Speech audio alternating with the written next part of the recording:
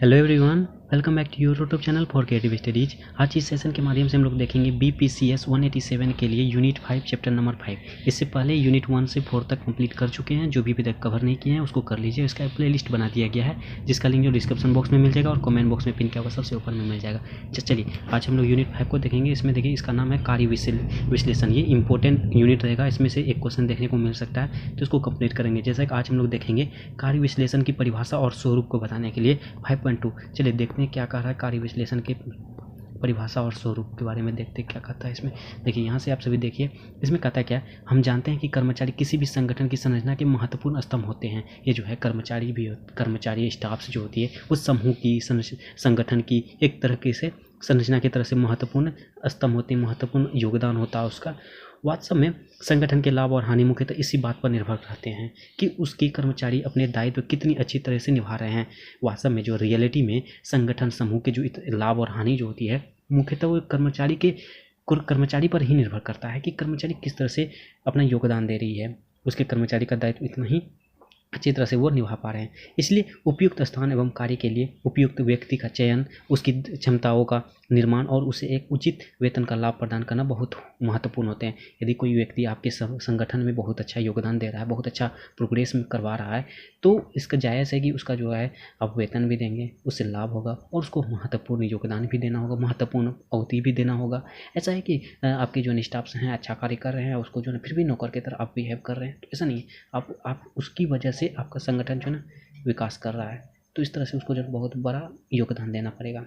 यदि कोई आपसे पूछे कि एक प्रभावकारी चिकित्सक परामर्शदाता कैसे बनता है या किसी आधार स्तरीय कर्मचारी की दक्षताओं का निर्माण कैसे होगा, तो इसका उत्तर क्या होगा। तो ये आपसे कोई सवाल पूछते हैं कि प्रभावकारी, जैसे कि जो है एक चिकित्सक है, डॉक्टर हैं, वो किस तरह से अच्छा डॉक्टर बन सकता है, प्रभावकारी डॉक्टर बन सकता है, या किसी आधार पर स्तरीय कर्मचारी की उसकी जो क्षमता है, कैपेबिलिटी जो हो, उसका निर्माण कैसे होगा, तो ये उसका उत्तर क्या होगा। ओके, तो इसमें कहा जाता है किसी संगठन का निर्देशक यह कैसे जानेगा कि कौन सा कर्मचारी क्या कार्य कर रहा है। ये संगठन का जो भी डायरेक्टर है, निर्देशक है, वो किस तरह से समझ पाएगा, किस तरह से जान पाएगा कि ये जो है कर्मचारी जो है आपका स्टाफ्स हैं वो किस तरह से कार्य कर रहा है, सही कार्य कर रहा है कि नहीं कर पा रहा है, उसको वेतन के अनुसार कार्य कर पा रहा है कि नहीं कर पा रहा है। तो ये सभी चीज़ें हैं। इन सभी प्रश्नों का उत्तर होगा कार्य विश्लेषण से। ये सभी का उत्तर जो है ना हम लोग कार्य विश्लेषण से ही प्राप्त कर सकते हैं। ओके, अतः कार्य विश्लेषण हमें मुख्यतः कार्यों को समझने, उसकी संपादन के लिए आवश्यक गतिविधियां तथा आवश्यक कौशल को जान पाने में सहायक होता है। ये अतः जो है कार्य विश्लेषण हमें जो है इस तरह से मुख्यतः कार्यों को समझाने की कोशिश करता है और संपादन के लिए जो भी आवश्यक चीज़ें होती है, गतिविधि होता है, रणनीति होता है और उसके आवश्यक स्किल्स जो है उसको जान पाने में हम लोग को सहायता करता है। जैसे कि एग्जाम्पल के माध्यम से कहा जाता है, समय बीतने पर एक छोटे रेस्तरां का खानसामा पहले उसे नहीं दिए गए फैक्ट्री और मिष्ठान बनाने के दायित्व को भी संभाला जाता है। ये जो है इसमें कहा जाता है, एग्जाम्पल के माध्यम से कहा जाता है, रेत्रा मतलब कि स्वामी होता है, रेत्राएँ मतलब होता है स्वामी, जो गुरुदेव स्वामी होते हैं ना, उसके लिए देखिएगा आप खाना पीना अलग होता है। आपके सत्संग ही होता होगा प्रोग्राम में, तो उसके लिए एक अलग सा खाना होना चाहिए, अलग तरीके से उसका खानसामा होना चाहिए। तो ये सभी चीज़ें उसको दायित्व को किस तरह से संभाल पा रहा है, अगर कोई स्वामी आ रहा है उसको किस तरह से खाना खिला रहा है, किस तरह से उसको परोसा जाता है, किस तरह से उसको जो है ना कौन से बर्तन में खाना दिया जाता है वगैरह वगैरह, ये सब चीज़ें उसको ध्यान देता है, किस तरह से कार्य करते हैं। ओके, किंतु यदि ऐसे खाना को हटाकर उसके कार्यों को ठीक नहीं समझने वाला रहता है, यानी कि स्वामी इन कार्यों के लिए उचित क्षमता एवं योग्यता वाले व्यक्ति को नियुक्त नहीं कर पाएगा। यदि कोई व्यक्ति जो है स्वामी को सही तरीके से स्वामी के सामने पेश नहीं कर पाएगा तो वो सही तरीके से कर्मचारी नहीं हो पाएगा, तो वो उसका नियुक्ति नहीं कर सकेगा। ठीक है, आगे कहा जाता है कि कार्य विश्लेषण किसी कार्य का व्यवस्थित एवं विमूर्त संपूर्ण परीक्षण है। कहा जाता है कि जैसे कि कार्य विश्लेषण जो होती है उस सभी कार्यों के लिए जो है व्यवस्थित होती है, स्थिर होती है। उसके बाद वो संपूर्ण तरीके से एक ट्रेनिंग है। ओके, जिस तरह से आपका ट्रेनिंग रहेगा, आप ट्रेंड होंगे, उस तरह से आप अपना योगदान दे पाएंगे। आपको कुछ आता ही नहीं होगा तो किस तरह से योगदान देंगे, ये बातें हैं। यह उस कार्य के लिए आवश्यक जानकारियाँ एकत्र करने के लिए एक वैज्ञानिक और व्यवस्थित अध्ययन है। ये जो है उन सभी कार्यों के लिए जानने के लिए एक बहुत ही अलग तरीके से साइंटिस्ट तरीके से जो है एक अध्ययन है।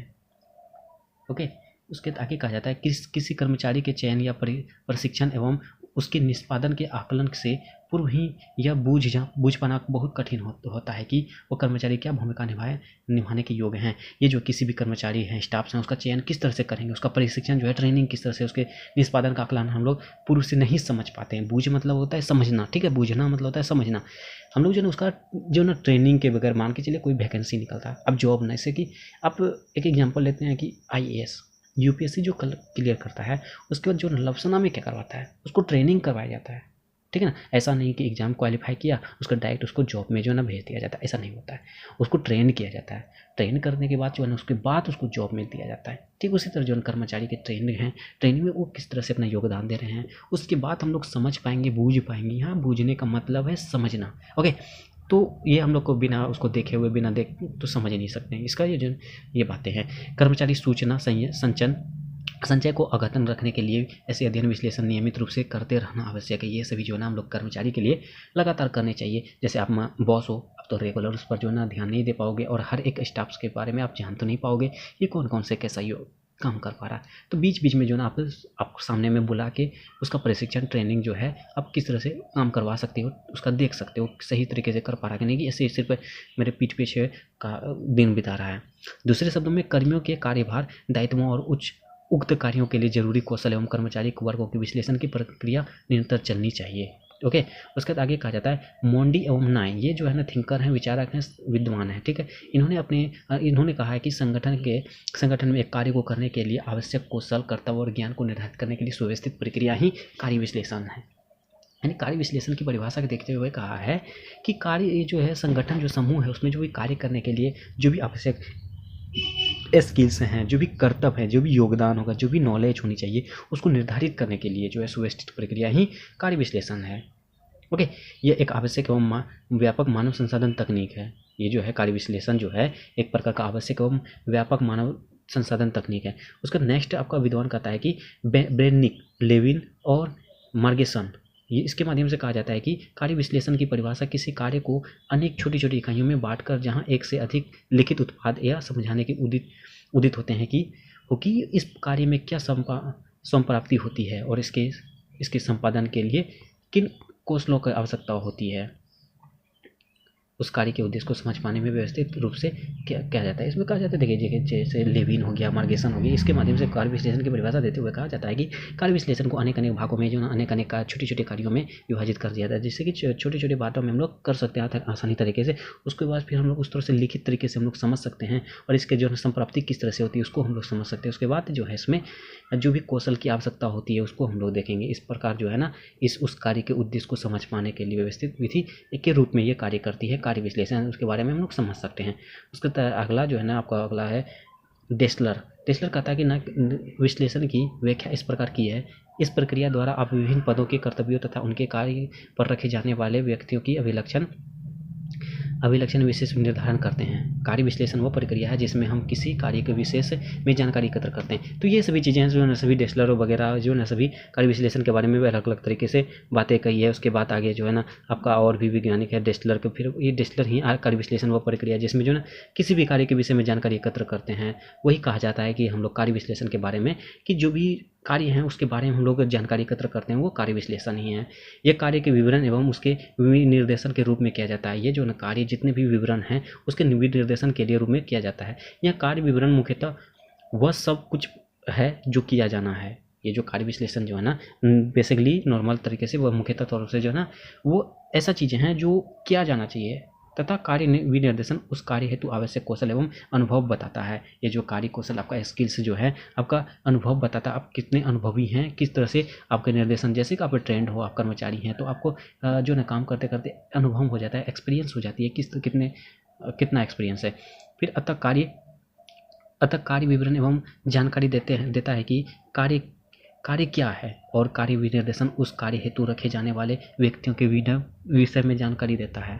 ओके, तो ये सभी डेसलर के बारे में कहा गया है। और उसके बाद देखिए ये पॉइंट वाइज में है। कार्य विश्लेषण कार्य विषयक गतिविधियों, मानव व्यवहार, कार्य हेतु आवश्यक मशीनों, औजारों, यंत्रों, निष्पादन के मन को, कार्य के संदर्भों एवं मानसिक अवताओं के बारे में जानकारी एकत्र करके किया जा सकता है। ये जो कार्य विश्लेषण होते हैं ना, ये सभी चीज़ें जैसे यंत्र हो गया, औजार हो गया, मशीन हो गया, ये मानव हो गया, ये सभी चीज़ों की जो इसके बारे में जो भी आवश्यकता चीज़ें हैं, आवश्यकता है, किस तरह से चलाया जाता है, किस तरह से बंद किया जाता है, कब कब किसका उपयोग किया जाएगा, तो इसके बारे में हम लोग जानकारी प्राप्त करते हैं, जानकारी इससे मिलती है। कार्य विषयक गतिविधियां यह बताती है कि किसी उत्पाद के विपणन, कर्मियों को परामर्श आदि कौन सी गतिविधियां की जाती है। ओके, मानव व्यवहार वो व्यवहार है जो कार्य संपादन के लिए आवश्यक है। मानव का व्यवहार जो ऐसा व्यवहार है जो कार्य के संपादन के लिए ही आवश्यक है, महत्वपूर्ण है। जैसे उदाहरण के लिए संप्रेषण हो गया, सौदेबाजी हो गया, सौदाबाजी, संप्रेषण, ठीक है ना। मशीनें, औजार, संतरसी के कार्य के स्वरूप विषय जानकारी मिल सकती है। निष्पादन मानक उस कार्य गतिविधि की गुणवत्ता एवं परिणाम को बताते हैं, ठीक है। ये सभी चीज़ें हैं उसके बाद में। ओके, तो इसके बाद कार्य संदर्भ कार्य की दशाओं, समय सूची, संप्रेरणा आदि को सूचित करते हैं।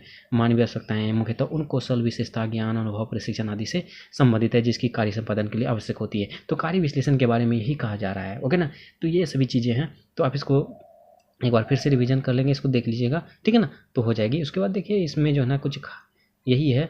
देखिए इसमें क्या कहा जाता है, किसी उत्पादन या सेवा की निगरानी करने, अर्थात यह सुनिश्चित करने के लिए कि कार्य सफलतापूर्वक संपादित हो जाए। ये जो किसी भी उत्पादन हो गया, कोई भी सेवा की निगरानी के लिए, कोई भी कार्य कर रहा है उसकी निगरानी के लिए जो है वो, अर्थात कि इसके बारे में बताया है, सुनिश्चित करने के लिए कि कार्य सफलतापूर्वक संपादित हो जाए। यानी कि कोई भी कार्य अगर कर रहे हैं वो तो आप चाहेंगे ना सफलतापूर्वक हो जाएगी। जैसे मान के चलिए आपका ये इस सब्जेक्ट का एग्जाम है, तो आप चाहोगे कि नहीं मैं किसी तरह पास हो जाऊँ, किसी तरह अच्छा मार्क्स ला पाऊँ। तो वही बातें हैं। ओके, जो कार्य विश्लेषण प्रक्रिया में गहराई में छानबीन आवश्यक होती है। जो कर्मचारी हैं, आपके ऑफिस में कोई स्टाफ्स हैं, तो उसके बारे में छानबीन करना ये आवश्यक होती है कि सही तरीके से कार्य कर रहा है कि नहीं। यह संक्रिया ये जानने में सहायक करती रहती है कि किसी विभाग या संभाग को क्या चाहिए। यह संक्रिया जो है, कार्य विश्लेषण जो है, ये जानने के लिए सहायक करती है कि कौन कौन से चीज़ें चाहिए, कौन कौन से विभाग में कौन कौन से स्टाफ चाहिए।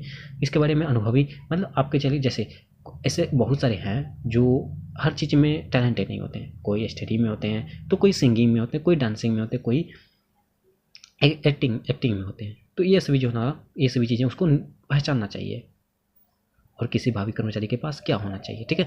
यह कार्य के विशिष्ट विवरण निर्धारण करने में भी सहायक रहता है। ये जो कार्य को विशिष्ट तरीके से विवरण करने में, निर्धारण करने में भी सहायता करता है। अर्थात यह बताता है कि कार्य पद, कार्य पर्यवेक्षण, सम्मिलित क्रियाएं, कार्य विदशाएं, संभव जोखिम में संसाधन, उत्पादन का कच्चा माल आदि जिनका वर्तमान संभावित कर्मियों द्वारा प्रयोग होना है, वे क्या है, ठीक है। ये सभी चीज़ें हैं। उसका कहा जाता है यह प्रक्रिया केवल इन कारकों के निर्धारण तक सीमित नहीं रहती। ये सभी जो है प्रक्रिया जो है, कार्य विश्लेषण की प्रक्रिया बस इन्हीं कारकों तक ही निर्धारित सीमित नहीं रहती है। यह कार्य को संपन्न करने के लिए आवश्यक होने वाली व्यावसायिक एवं तकनीकी योग्यताओं को भी जानने का प्रयास करती है। ये नियम कानून जो इसकी रणनीति, इसका जो तकनीक होगा, टेक्नोलॉजी, व्यवसाय का, इसके बारे में भी जानने का प्रयास करती है। कार्य विश्लेषण यही है, आपके जो है जो भी कार्य हैं, जो भी चीज़ें हैं, उसके बारे में जानने की कोशिश करेंगे। कर्मचारी किस तरह से कार्य कर रहे हैं उसके बारे में जानने की।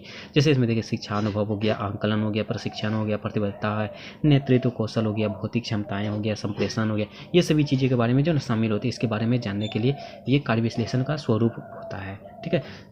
उसके बाद देखिए आगे कहा जाता है, देखिए इसके आप जो है स्वरूप के बारे में इसको देखिए। इसके विश्लेषण के निम्नलिखित में से एक अधिकार का जानकारी एकत्र करता है। इसके बारे में देखिए इसमें क्या कहता है, कार्य संदर्भ के बारे में हम लोग देखें क्या कहता है। यह भौतिक कार्य की दशाएं, अवधाएं, जोखिम, कार्य समय सारिणी, कार्य में परिवर्तन तथा संगठनात्मक एवं सामाजिक पृष्ठभूमियाँ सम्मिलित रहती है। यही जो है, अर्थात ऐसे व्यक्तियों आदि की संख्या जिनके साथ प्रायः किसी कर्मचारी का संपर्क आएगा।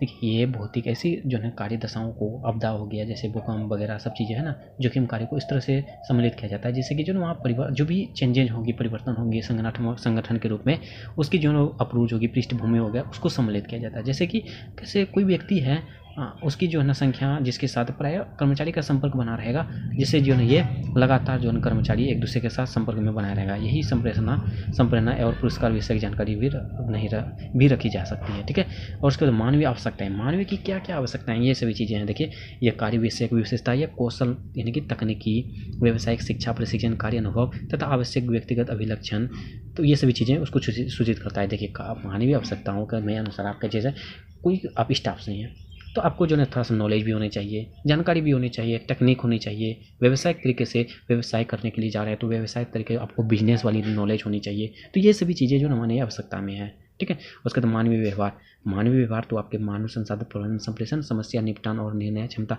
आदि से संबंध व्यवहार पर जानकारी एकत्र कर सकता है। आप जो है मानव संसाधन, जिस तरह से मानव संसाधन प्रबंधन मतलब कि ह्यूमन रिसर्च मैनेजमेंट, ठीक है। तो उसके जो ना और उसके जो भी समस्या होगी उसकी समस्या का निपटान करने के लिए जैसे आप निर्णय ले रहे हैं, किस तरह से आप कार्य कर रहे हैं, किस तरह से व्यवहार कर रहे हैं, तो उसके बारे में जानकारी एकत्र करती है। उसके बाद कहा था कार्य क्रियाएँ, वास्तविक कार्य संपादन, कर्तव्य और परामर्श, मार्गदर्शन, प्रशिक्षण, शिक्षण एवं लेखन संबंधी जानकारी एकत्र की जा सकती है, ठीक है। तो ये सभी चीज़ें हैं। उसके बाद मशीनें, औजार का कार्य उपकरण, तो इसके बारे में देखिए। इसमें क्या है, इस भाग में प्रस्तुत विधियाँ, तकनीकी, व्यावसायिक कौशलों जैसे कि वित्तीय, लेखांकन, विधेयन, भाषा, प्रोग्रामिंग तथा पद्धति जानकारी आदि सम्मिलित हो। इसके बारे में आप यंत्री हो गया, मशीन हो गया, औजार हो गया, इस सभी के बारे में आप किस तरह से प्रयोग कर पा रहे हैं, किस तरह से इसके बारे में जानकारी देता है, ओके। उसके नेक्स्ट और लास्ट पर आपका निष्पादन की कसौटियाँ। इसमें कहता है मानव संसाधन प्रबंधन मतलब ह्यूमन रिसोर्स मैनेजमेंट को कार्य निष्पादन स्तर विषयक जानकारी होनी चाहिए। ये जो मानव संसाधन प्रबंधन के बारे में जो भी कार्य निष्पादन होती है उसके बारे में एक तरीके से जानकारी होनी चाहिए और इन आंकड़ों को प्रयोग कर्मचारी के सवीक्षण आकलन में करेगा, ठीक है। तो ये हो गया आपका मानव कार्य विश्लेषण क्या है, जैसे इसके बारे में पूछ रहा है। कार्य विश्लेषण का परिभाषा और स्वरूप हम लोग देख चुके हैं। तो बस आज के सेशन में बस इतना ही रहने देंगे। और ओके, इससे पहले और भी क्लासेस अपलोड हो चुकी है, जो भी नहीं किए हैं ज़रूर कर लीजिए। और जो भी चैनल में न्यू है प्लीज़ चैनल को सब्सक्राइब कर लीजिए, बेल आइकन को जरूर हिट कीजिए और वीडियो पसंद है तो लाइक कीजिए। कोई भी डाउट हो तो पूछिए और अपने दोस्तों को भी शेयर कीजिए। चलिए मिलते हैं नेक्स्ट सेशन में, तब तक के लिए थैंक यू।